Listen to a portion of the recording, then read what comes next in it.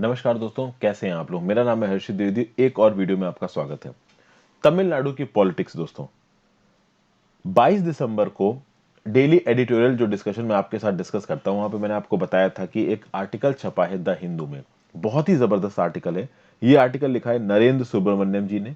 ये प्रोफेसर हैं political science के, मैकगिल यूनिवर्सिटी है मॉन्ट्रियल, क्यूबेक, कनाडा में। वहां पे ये पढ़ाते हैं। तमिलनाडु की पॉलिटिक्स के बारे में बड़ी जबरदस्त चीज यहाँ पे इन्होंने लिखी है। तमिलनाडु की पॉलिटिक्स में पिछले कई डेकेड से द्रविडियन पार्टीज डोमिनेट कर रही हैं। मेनली दो पार्टीज डोमिनेट कर रही हैं। एक है डीएमके, द्रविड़ मुनेत्र कज़गम। एक है एआईएडीएमके, अन्ना ऑल इंडिया अन्ना द्रविड़ मुनेत्र कज़गम। ठीक है भाई। अगर आप एआईएडीएमके की बात करें तो वो डीएमके के अंदर से ही निकली है। तो यहां पे तमिलनाडु की पॉलिटिक्स आफ्टर मैट्रियार्च और पैट्रियार्च के बारे में बात की गई है। यहां पे मैट्रियार्च बोला गया है मोस्ट प्रॉब्ली जयललिता जी को, और पैट्रियार्च बोला गया है एमजीआर जी को। एमजीआर जी और जयललिता जी ये कैरिज्मेटिक फिगर्स रहे हैं तमिलनाडु के, आप कह सकते हैं पॉलिटिक्स में। मैं आपको बता दूं 2015 में मेरी पोस्टिंग हुई थी चेन्नई में।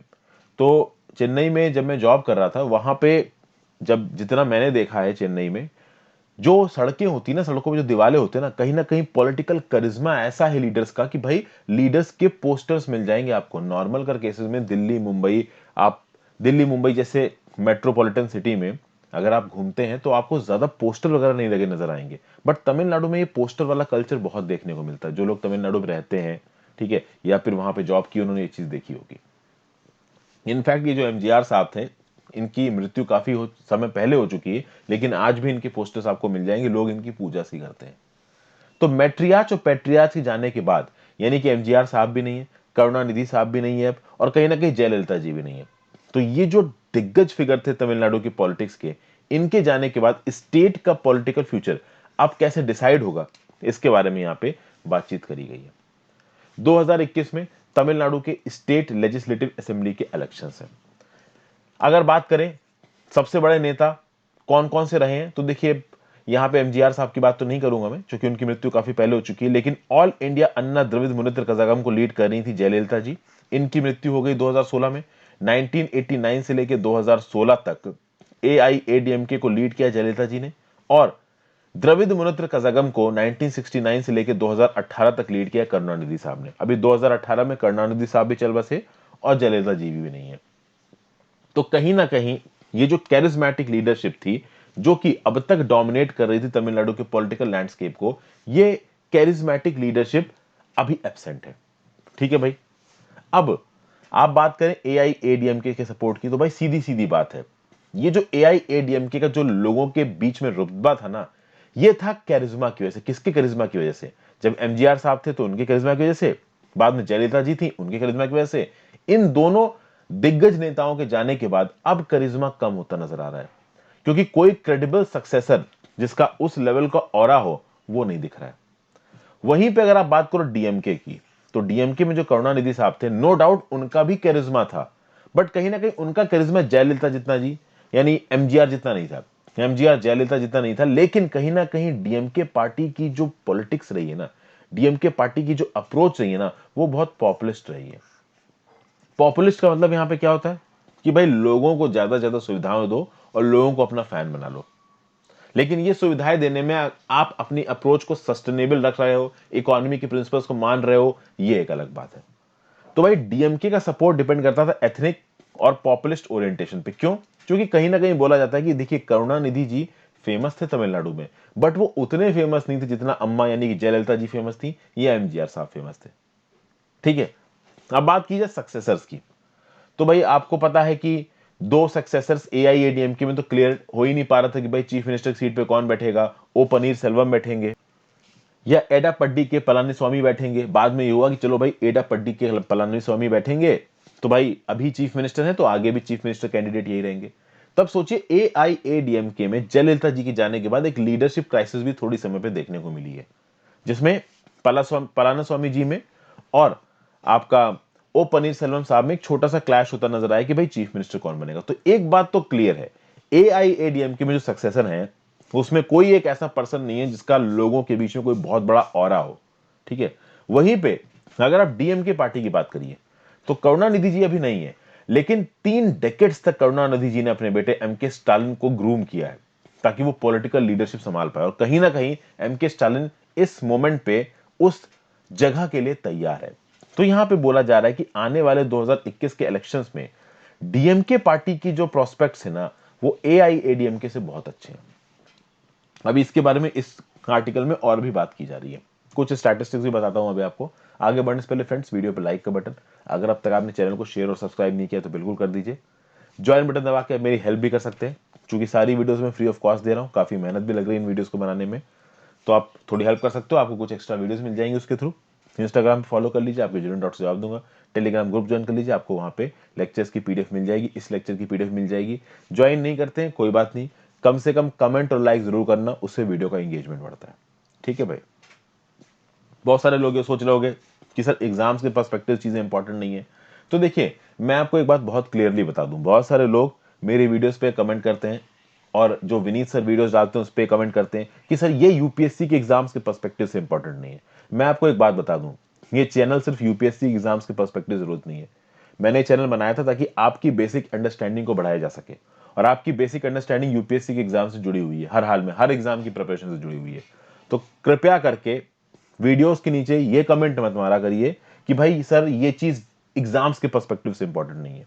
ठीक है ना, आपको यहाँ के चैनल की वीडियोस पर नॉलेज मिलेगी, नॉलेज से मतलब रखिए, ये मत बताइए कि कौन सा एग्जाम के पर्सपेक्टिव से इंपॉर्टेंट है कौन सा नहीं है, वो हम पे डिसाइड करने के लिए छोड़ दीजिए।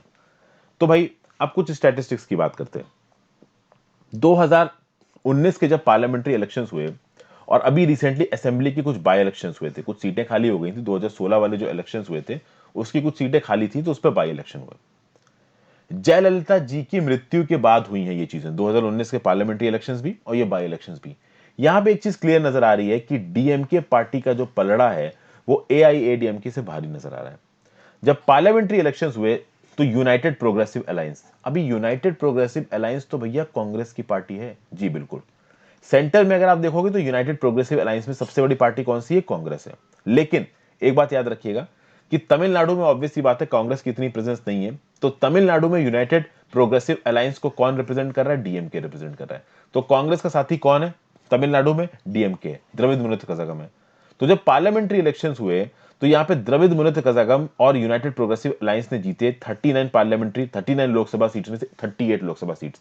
ओवरऑल स्टेट के 54.4% वोट्स मिले किसको? द्रविड़ मुनेत्र कज़ागम को। और एआईएडीएमके को मिले केवल 30.7% ऑफ द वोट, और केवल एक लोकसभा की सीट मिली। तो यहां पे आप देखोगे कि लोकसभा के इलेक्शंस में, पार्लियामेंट्री इलेक्शंस में तो डीएमके बिल्कुल ही डोमिनेंट तरीके से आगे निकल के आई है। जो बाई इलेक्शंस हुए तो उसमें क्या हुआ?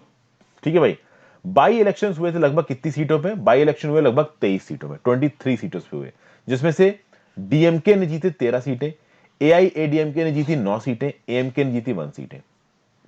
अब आप देखें यहां पे विनर कौन जीत के आ रहा है? डीएमके जीत रहा है 13 सीटें, एआईएडीएमके जीत रहा है 9 सीटें। खास बात दोस्तों ये है, ये जो 23 सीटें हैं ना जिन पे बाई इलेक्शंस हुए थे, इन 23 में से 22 पे तो एआईएडीएमके जीती थी जब 2016 में इलेक्शंस हुए थे। तो 2016 के इलेक्शंस में 23 में से, जिन 23 सीटों पे बाई इलेक्शंस हुए उनमें से 22 सीटों पे एआईएडीएमके थी, और इन 22 में से 13 कौन खींच ले गया? 13 खींच ले गया डीएमके। यानी क्लियर कट यहां पे नजर आ रहा है कि डीएमके डोमिनेंट हो रही है और एआईएडीएमके का जो पलड़ा है वो यहां पे नीचे जा रहा है। हाँ, अगर आप सिविक बॉडी इलेक्शंस की बात करिए, लोकल लेवल पे जो बॉडी इलेक्शंस इनकी अगर आप बात करो, तो यहां पे दोनों में पैरिटी नजर आ रही है। तो जब डिस्ट्रिक्ट पंचायत के इलेक्शंस हुए तो एआईएडीएमके के पास 13, और इसका जो अलायंस है नेशनल डेमोक्रेटिक अलायंस, इसके 14। याद रखिएगा नेशनल डेमोक्रेटिक अलायंस बीजेपी के साथ एसोसिएट किया जाता है, तो बीजेपी का चेहरा कौन है आपका तमिलनाडु में? एआईएडीएमके। तो एआईएडीएमके ने बीजेपी के साथ गठबंधन कर रखा है, यानी बीजेपी के नेशनल डेमोक्रेटिक अलायंस के साथ गठबंधन कर रखा है, और द्रविड़ मुनेत्र कज़ागम ने यूपीए, यूनाइटेड प्रोग्रेसिव अलायंस यानी कि कांग्रेस के साथ गठबंधन कर रखा है। यूपीए कांग्रेस नहीं है, यूपीए जो कि सेंटर में है उसमें सबसे बड़ी पार्टी कांग्रेस है। वो पार्टी जो कि कांग्रेस ग्रुपिंग को सपोर्ट कर रही है उनको आप बोल सकते हो यूपीए, वो पार्टी जो कि बीजेपी को सपोर्ट कर रही है उनको आप कह सकते हो एनडीए। तो डिस्ट्रिक्ट पंचायत इलेक्शंस में एआईएडीएमके को मिले 13, जिसमें से एनडीए के थे 14, तो मतलब एनडीए ने एक एक्स्ट्रा एक ही जीता। डीएमके के थे 12, डीएमके यूपीए दोनों के थे 12। डिस्ट्रिक्ट पंचायत काउंसिल इलेक्शंस में एआईएडीएमके ने जीते 214, एनडीए ने जीते 242। ठीक है, डीएमके ने जीते 243, यूपीए ने जीते 267। तो यहां पे डीएमके और यूपीए का जो जोड़ है वो ज्यादा इफेक्टिव नजर आ रहा है। बट अब यहां पे एक चीज देखोगे कि ये जो local body, civic body elections हो रहे हैं, यहां पे जो फर्क है किसका, एनडीए का, यूपीए का, या फिर कह लीजिए एआईएडीएमके का और डीएमके का, ये फर्क उतना बड़ा नहीं है। लेकिन ये फर्क पार्लियामेंट्री इलेक्शंस में बहुत ज्यादा बड़ा नजर आया, असेंबली बाय इलेक्शंस जो है उसमें बहुत ज्यादा बड़ा नजर आया। और एक बात आपको और बता दूं, 2016 के जो असेंबली इलेक्शंस हुए थे तमिलनाडु में, जहां पे जयललिता जी चीफ मिनिस्टर बनकर सामने आई थी, वहां पे अगर आप ओवरऑल वोटिंग सिचुएशन देखें तो भैया एआईएडीएमके को मिले थे ओवरऑल 40.9% ऑफ द वोट्स और डीएमके को मिले थे 39.9% ऑफ द वोट्स। भाई कितना कम डिफरेंस है, केवल 1% वोट का डिफरेंस है। मतलब 100% जो वोटर बेस है तमिलनाडु का, उसमें लगभग 41% लोगों ने किसके लिए वोट किया, एआईएडीएमके के लिए, नहीं जयललिता जी के लिए, और 40% किसके लिए वोट किया, डीएमके के लिए। तो यहां पे भी जो जयललिता जी जीती थी और ये जो एआईएडीएमके जीता था, ये जीत कोई बहुत ही ज्यादा, आप कह सकते हो कि अगर आप ओवरऑल इलेक्टोरल परसेंटेज की बात करें कि कितने लोगों ने वोट दिया इस पार्टी को, तो लोगों के हिसाब से कोई बहुत ही ज्यादा कन्विंसिंग जीत नहीं थी। बट कहीं ना कहीं जयललिता जी चीफ मिनिस्टर बन गई थी। इस बार एआईएडीएमके के जीतना काफी मुश्किल लग रहा है। तो ये तो बात हो गई रीसेंट स्टैटिस्टिक्स की। अब बात करते हैं द्रविडियनिस्ट इंपैक्ट। समझना यह है दोस्तों कि ये जो एआईएडीएमके पार्टी और ये जो डीएमके पार्टी, ये दोनों द्रविडियन पार्टीज हैं। कहीं ना कहीं तमिलनाडु की आइडेंटिटी है, जो तमिलनाडु की आइडेंटिटी है ना, उस आइडेंटिटी के साथ कनेक्ट करती हैं दोनों पार्टीज। और अगर आप तमिलनाडु का लैंडस्केप देखोगे तो अब तक यही दोनों पार्टीज आपको डोमिनेट करती हुई नजर आएंगी उसके लैंडस्केप में। बाहर की जो पार्टी ने, शुरुआत में तो कांग्रेस थोड़ा बहुत जीती थी तमिलनाडु में, बीजेपी तो कभी घुसी ही नहीं वहां पे, और बाद में कांग्रेस एक बार जब बाहर निकली तमिलनाडु से, उसके साथ कांग्रेस भी एंट्री नहीं मार पाई। तो ये जो नेशनलिस्ट पार्टीज हैं, कांग्रेस और बीजेपी जैसी पार्टीज, मतलब नेशनलिस्ट पार्टी कहने का मतलब यहां पे ये है कि जो पूरे देश में जिनकी प्रेजेंस है, तो ये नेशनलिस्ट पार्टी इतना नहीं एंट्री मार पाई है तमिलनाडु में। ये द्रविडियन पार्टीज ऐसा क्या करती हैं कि भाई इनकी बादशाह चल रही तमिलनाडु की पॉलिटिक्स में, इसको यहां पे समझने की कोशिश करेंगे। पहले बात करते हैं द्रविड़ मुनेत्र कज़ागम की। देखिए भाई, द्रविडियन मूवमेंट आप कह सकते हो कि एक एथनिक मूवमेंट था। एथनिक मूवमेंट, एथनिसिटी के साथ कमेंट करना, मतलब एथनिसिटी के साथ कनेक्ट करना। द्रविडियन रेस बोली जाती है, जैसे एक है आर्यन रेस, एक है द्रविडियन रेस। द्रविडियन रेस उन लोगों को बोला गया जो कि साउदर्न इंडिया में रहते थे। आर्यन रेस उन लोगों को बोला गया जो कि बाहर से आए थे। हालांकि आर्यन शब्द का मतलब भाषा है कि रेस है कि कोई कम्युनिटी है, लोग है, ये आज भी एक डिस्प्यूट का टॉपिक है। कहीं ना कहीं द्रविडियन शब्द का एग्जैक्ट मतलब क्या है, इसके ऊपर भी डिस्प्यूट है। बट चलिए अभी के लिए इसको रेस मानते हैं। तो कहीं ना कहीं द्रविडियन मूवमेंट में उन लोगों के साथ कनेक्ट किया जो कि भाई नॉन ब्राह्मण साउथ इंडियंस थे। कहीं ना कहीं वो लोग जो कि ब्राह्मण्स नहीं थे, साउथ इंडियंस थे और तमिल बोलते थे। तो कहीं ना कहीं जब द्रविडियन मूवमेंट की शुरुआत हुई तो तमिल बोलने वाले साउथ इंडियंस जो कि नॉन ब्राह्मण्स हैं, उनको बोला गया द्रविडियन। कहीं ना कहीं इससे एक मूवमेंट शुरू किया किसने, डीएम के लीडर्स ने, द्रविड़ मुनेत्र कज़ागम के लीडर्स ने। द्रविड़ मुनेत्र कज़ागम जो पार्टी बनी, इसके जो लीडर्स थे वो अंडर प्रिविलेज्ड बैकग्राउंड से आते थे, मिडिल क्लास से आते थे, लोअर मिडिल क्लास फैमिली से आते थे। जैसे कि इनके दिग्गज नेता थे सीएन अन्नादुरई। ये एक सेंगुन थार वीविंग कास्ट को बिलोंग करते थे। और करुणानिधि साहब, जिनकी 2018 में मृत्यु हुई, ये ईसाई वेलालार कास्ट से बिलोंग करते थे, जो कि एक musician, dancer, temple servant caste थी। तो ये दोनों लीडर्स अन्नादुरई और करुणानिधि, ये दोनों लोग एक मिडिल कास्ट से आ रहे थे, मतलब ये हाई फाई सेक्शंस को बिलोंग नहीं करते थे। तो कहीं ना कहीं जो द्रविड़ मुनेत्र कज़ागम नाम की जो पार्टी है, इसने मिडिल कास्ट के साथ अपने आप को कनेक्ट किया, और मिडिल कास्ट में भी उन लोगों के साथ जो कि तमिल भाषा बोलते हैं। तो ये जो द्रविड़ मुनेत्र कज़ागम पार्टी बनी, इसने मिडिल क्लास के बीच में अपने बेस को फैलाया, और खासकर उन लोगों के बीच में अपने बेस को फैलाया जो कि कौन सी भाषा बोलते हैं, तमिल भाषा बोलते हैं। ठीक है, वहीं पे अगर आप बात करो एआईएडीएमके ने अपने आप को कैसे फैलाया। हालांकि एआईएडीएमके एमजीआर ने डीएमके से तोड़ के बनाई थी, बट चलिए वो एक अलग मुद्दा है। यहां पे हम लोग ये बेसिक समझने की कोशिश कर रहे हैं कि कैसे ये पार्टीज डोमिनेट कर रही हैं तमिलनाडु के पॉलिटिकल सिनेरियो को। एआईएडीएमके ने अपने आप को लोअर स्ट्राटा के साथ जोड़ा, वुमेन के साथ जोड़ा, Tamil politico cultural specificity while under emphasizing ancestry and having leaders beyond the movement's earlier ethnic vision। क्या था ना दोस्तों, एमजीआर साहब और जयललिता जी ये दोनों हाई कास्ट से थे, और एमजीआर साहब तो एक मलयालम स्पीकर थे। तो कहीं ना कहीं हाई कास्ट होने की वजह से मिडिल कास्ट के साथ और लोअर कास्ट के साथ अपने आप को एसोसिएट कर पाना थोड़ा मुश्किल था नेचुरली, क्योंकि वो खुद अपर कास्ट से थे। तो एंसेस्ट्री पे ज्यादा ना ध्यान देते हुए इन्होंने लोगों के साथ अपने आप को जोड़ने पे ज्यादा ध्यान दिया। ओके भाई, फिर आगे बात करते हैं। द्रविडियन पार्टीज, दोनों पार्टीज ने एक चीज करी है। क्या किया है? Distinguishing the popular community from elites based on caste, language, dialect and occupation. ठीक है भाई, जो पॉपुलर कम्युनिटी है, जहां मासेस हैं, जहां पे ज्यादा लोग हैं, उन ज्यादा लोगों को ज्यादा इंपॉर्टेंस देना, एलिट्स को ज्यादा इंपॉर्टेंस नहीं देना। तो कास्ट में जो कास्ट सबसे ज्यादा नंबर्स में है, लैंग्वेज में वो लोग जो सबसे ज्यादा वो लैंग्वेज बोलते हैं, ऑब्वियसली बात है यहां पे तमिल की बात होगी अगर तमिलनाडु की बात करते हैं, डायलेक्ट, ऑक्यूपेशन।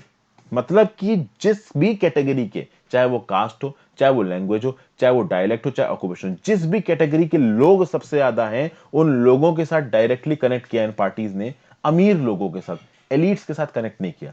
नॉर्मल कर केसेस में जब पॉलिटिक्स चलती है तो जो पॉलिटिशियंस होते हैं वो अपने आप को रसूख वाले, औकात वाले लोगों के साथ कनेक्ट करते हैं, बट यहां पे द्रविडियन पार्टीज ने लोगों को पकड़ा। जब लोगों को पकड़ा तो लोगों को लगा कि ये पार्टीज तो सीधी सीधी हमारी बातें सुन रही हैं, तो इन पार्टीज को जिताने के लिए लोग भारी मात्रा में वोट करने आए। और इसीलिए आप देखोगे ये नेशनलिस्ट पार्टी यहां पे एंट्री नहीं मार पाई है। नेशनल पार्टी यहां पे एंट्री इसलिए भी नहीं मार पाई है दोस्तों, क्योंकि जिस हिसाब की कास्ट पॉलिटिक्स बिहार और यूपी जैसे स्टेट में होती है, उस हिसाब की कास्ट पॉलिटिक्स तमिलनाडु में नहीं होती। तमिलनाडु में कास्ट पॉलिटिक्स होती है, सबसे ज्यादा कास्ट के नाम पे और इन सब चीजों के नाम पे कोटा है तमिलनाडु में, लेकिन फिर भी वो कास्ट वाली पॉलिटिक्स नहीं होती जो कि यूपी और बिहार में होती। क्योंकि यूपी और बिहार में पॉलिटिकल लीडर्स किसी एक पर्टिकुलर कास्ट को टारगेट करते हैं और उसके वोट को बटोरते हैं और अपने आप को जिता लेते हैं। यहां ऐसा नहीं है। यहां पे कास्ट भी, ऑक्यूपेशन भी, जिसके भी लोग ज्यादा हैं उनके साथ बनाएगा। फिर डीएमके की अप्रोच को देखते हैं। डीएमके ने जो ब्राह्मण्स थे उनके साथ रिश्ते अच्छे किए, जो साउथ इंडिया के लोग नहीं थे उनके साथ रिश्ते अच्छे किए। कहीं ना कहीं इंडियन नेशनलिज्म को कुछ हद तक अडॉप्ट किया डीएमके ने। सेक्शनिज्म, मतलब कि अपने आप को इंडिया से अलग करने वाली जो अप्रोच थी उसको अलग किया डीएमके ने। कास्ट इनइक्वालिटीज को हटाया डीएमके ने। पहले तो एंटी मलयाली नेटिविज्म लेके चलती थी डीएमके, चूंकि आपको पता है कि एमजीआर साहब मलयालम स्पीकर थे, तो एंटी मलयाली नेटिविज्म यानी कि लोगों को समझाना कि भाई मलयालम सीखने वाले हमारे नहीं है, हम तमिल बोलने वाले लोग हैं। लेकिन जब ये अप्रोच चली नहीं डीएमके की, तो एंटी मलयाली नेटिविज्म छोड़ दिया डीएमके ने। कहीं ना कहीं अगर आप देखोगे तमिलनाडु की पॉलिटिक्स में एथनिक एंटागोनिज्म उतनी वैल्यू नहीं रखता। एथनिक एंटागोनिज्म का मतलब क्या हो गया?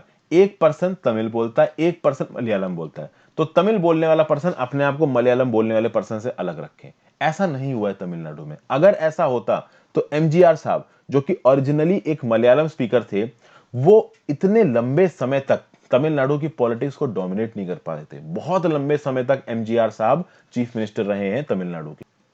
10 साल चीफ मिनिस्टर रहे, 1977 से लेकर 1987 तक भारत रत्न से नवाजा गया है इनको। तो इतने लंबे समय तक ये चीफ मिनिस्टर रहे हैं और ये मलयालम स्पीकर थे।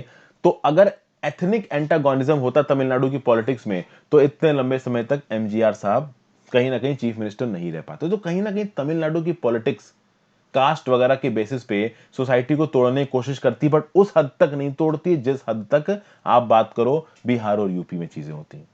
फिर अगर बात करें आप रिजर्वेशन की, तो तमिलनाडु में इंडिया में सबसे ज्यादा रिजर्वेशन है। तमिलनाडु में 69% का रिजर्वेशन है, जिसमें 50% रिजर्वेशन ओबीसी का है, 19% reservation schedule caste schedule tribes का। पहले ओबीसी का रिजर्वेशन 25% था, बाद में इसको 25% से बढ़ा के 50% किया गया। तो ओबीसी इसको 50% का रिजर्वेशन तमिलनाडु में, और ओबीसी की पॉपुलेशन तमिलनाडु में कितनी है? लगभग 27%। वहीं पे शेड्यूल कास्ट शेड्यूल ट्राइब्स की बात करिए तो पहले इनका रिजर्वेशन था total 16%, schedule caste schedule tribe दोनों मिला के बोल रहा हूं। बाद में इसको बढ़ा के कर दिया गया 19%। लेकिन ओवरऑल अगर आप शेड्यूल कास्ट और शेड्यूल ट्राइब की पॉपुलेशन देखेंगे तमिलनाडु में, तो कितनी है? 21%। हालांकि इन schedule caste schedule tribe population में 1% एसटी, जो कि बिल्कुल ही वुलनरेबल कम्युनिटी बिलोंग करते हैं, ओबीसी में से 3% अरुण थायर टायर, 20% टीयर्स बिल्कुल मोस्ट बैकवर्ड क्लासेस के लिए, यानी ओबीसी के अंदर भी क्लास सेग्रीगेशन किया है। और जो सबसे ज्यादा वुलनरेबल हालत में ओबीसीज हैं, उनको ओबीसी कोटा के अंदर 2 अलग अलग टायर्स दिए गए हैं कोटा के। तो कहीं ना कहीं कोटा वाली जो चीज है तमिलनाडु में वो काफी डोमिनेंट है। और द्रविडियन पार्टीज की उठने की एक और वजह है। द्रविडियन पार्टीज भाई जबरदस्त रही हैं चीजों के मामले में, चाहे वो लैंड टेन्योर के रिफॉर्म्स करने हो, लैंड एलोकेशन के रिफॉर्म्स करने हो, एग्रेरियन सब्सिडीज बांटनी हो, मिडिल कास्ट इंडियन फार्मर्स को।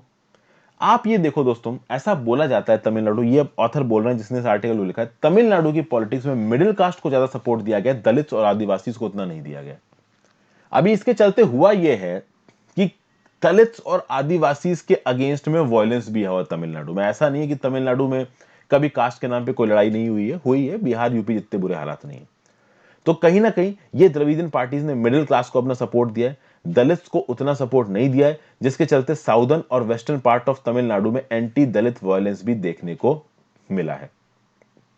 उसके बाद लोअर क्लास को और मिडिल, खासकर जो लोअर मिडिल क्लास है, middle class lower middle class बिल्कुल लोअर, जो एकदम ही वुलनरेबल एंड पे हैं, उनको अगर छोड़ दो तो मिडिल क्लास को सपोर्ट देते हैं द्रविडियन पार्टीज।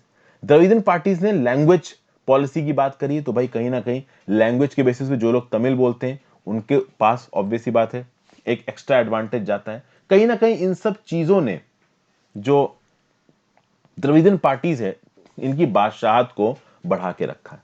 अब बात करते हैं नेशनल पार्टीज क्यों नहीं घुस पाई यहां पे। सबसे पहले बात करते हैं बीजेपी क्यों नहीं घुस पाई। अब उसका जो रीजनिंग दे रहे हैं वो थोड़ी सी रिलीजियस टिंज नजर आ रहा है उसमें, तो मैं बता देता हूं आपको, बस आप अपना पर्सपेक्टिव मत बनाइए। हिंदू नेशनलिस्ट पार्टी यहां पे एक्चुअली किसे बोला जा रहा है, बीजेपी को बोला जा रहा है। बीजेपी की एंट्री नहीं हो पाई है दोस्तों, ठीक है। यहां पे इनको ज्यादा वोट भी नहीं मिलते हैं तमिलनाडु में। क्यों? क्योंकि यहां पे ऑथर का ये बोलना है कि भाई बीजेपी हिंदुत्ववाद फैलाता है। और डीएमके क्यों जीत रहा है? क्योंकि डीएमके ने नॉन हिंदुत्ववादी नॉर्म्स फैला रखे हैं। कहीं ना कहीं तमिल की बात की जाए, तमिलनाडु की बात की जाए तो वहां पे तमिल कल्चर है। तमिल कल्चर में मिडिल कास्ट के कल्चर को एसिमिलेट किया जाता है, ना कि हिंदू सोसाइटी के संस्कृत के अपर कास्ट के नॉर्म्स को इंप्लीमेंट किया जाता है। अब ये बहुत कंट्रोवर्शियल स्टेटमेंट है ऑथर का। ऑथर क्या बोल रहा है कि बीजेपी इसलिए नहीं घुस पाई तमिलनाडु में क्योंकि बीजेपी केवल अपर कास्ट को सपोर्ट करती है, संस्कृत वाली आइडियोलॉजी लेके चलती है, और कहीं ना कहीं जो द्रविडियन पार्टीज हैं ये मिडिल क्लास को सपोर्ट कर रही हैं। This is basically a very sensitive statement. अभी इस पे सही गलत वो बोलना नहीं है, लेकिन एक चीज बहुत अच्छी है, कहीं ना कहीं तमिलनाडु में जो ओबीसी हिंदूज और मुस्लिम्स हैं उनके लिंक अच्छे हैं। कहीं ना कहीं जिस प्रकार से रिलीजन के नाम पे वायलेंस होते हैं बाकी स्टेट्स में वो कम होते हैं, क्योंकि सोसाइटल होमोजेनिटी तमिलनाडु में चाहे वो हिंदू हो चाहे वो मुस्लिम्स हो काफी अच्छी है। अगर आप बात डीएमके के स्ट्रांग होल्ड्स की, डीएमके का स्ट्रांग होल्ड है नॉर्दर्न तमिलनाडु में और सेंट्रल तमिलनाडु में। नॉर्दर्न और सेंट्रल तमिलनाडु में हिंदुत्व ग्रोथ को रोका गया, इंटर रिलीजियस वायलेंस को रोका गया है। इसलिए जो डीएमके के कंट्रोल वाले इलाके हैं नॉर्दर्न और सेंट्रल तमिलनाडु, वहां पे आपको रिलीजन के नाम पे ज्यादा दंगे होते नजर नहीं आएंगे। लेकिन यहां पे ये बताया जा रहा है कि एआईएडीएमके लीडर्स के अंदर थोड़ा बहुत हिंदू सुप्रीमेसिज्म आ रहा है। क्यों बोला जा रहा है? क्योंकि एआईएडीएमके का सेंटर पे बीजेपी के साथ अलायंस है, जिसको आप बोलते हो नेशनल डेमोक्रेटिक अलायंस। तो उसके चलते एआईएडीएमके की वजह से जो हिंदू नेशनलिस्ट हैं ये इनडायरेक्टली बात की जा रही है आरएसएस और बीजेपी की। इनको एंट्री मिल रही तमिलनाडु में। अभी तमिलनाडु में इनको एंट्री हो रही है तो जो एआईएडीएमके के जो स्ट्रांग होल्ड्स हैं, जहां पे साउथ तमिलनाडु और वेस्ट तमिलनाडु आता है, वहां पे थोड़ा बहुत रिलीजन के नाम पे लड़ाई देखने को मिली है। तो अब ये बहुत ज्यादा सेंसिटिव स्टेटमेंट्स है दोस्तों। फिर एक बात और बोली जा रही है कि भारतीय जनता पार्टी वेस्ट बंगाल में जीती, मणिपुर में जीती, त्रिपुरा में जीती, अरुणाचल प्रदेश में जीती, मेघालय में जीती और आसाम में जीती। इन जगहों पे बीजेपी जीती है, लेकिन उस हद तक बीजेपी तमिलनाडु में एंट्री नहीं मार पाई। ऐसा क्यों है? ऐसा इसलिए है क्योंकि जो डीएमके और एआईएडीएमके जो भी द्रविडियन पार्टीज हैं, ये पार्टी बहुत ग्राउंड लेवल पे तमिल सोसाइटी के साथ जुड़ी हुई है, और बीजेपी पार्टी कभी भी ग्राउंड लेवल पे तमिल सोसाइटी के साथ उस हद तक नहीं जुड़ सकती। तो ये था पूरा एनालिसिस दोस्तों। अब मुझे नहीं पता कि ये कितने काम का है कितने काम का नहीं है, बट कहीं ना कहीं पॉलिटिक्स समझाने में मजा तो आता ही और सुनने में भी मजा आता है, तो एक अलग सी वीडियो बना दी। Thank you for watching, have a great day.